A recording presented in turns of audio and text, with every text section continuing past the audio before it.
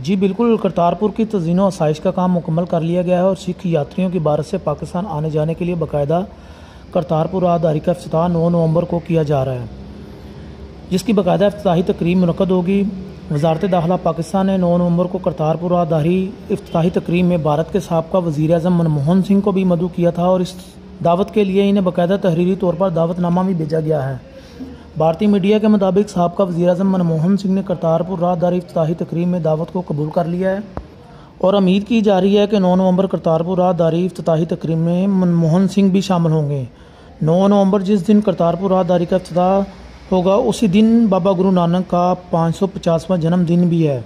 इस हवाले से भारतीय पंजाब के वज़ीर आला अमरिंदर सिंह ने भी सोशल मीडिया के ज़रिए बताया कि साबका वज़ीर आज़म मनमोहन सिंह को वज़ारत दाखिला पाकिस्तान की तरफ से तहरीरी दावतनामा मसूल हुआ है, जिस पर मनमोहन सिंह ने करतारपुर राहदारी इफ्तिताही तकरीब में आने के लिए दावत कबूल कर ली है। जी।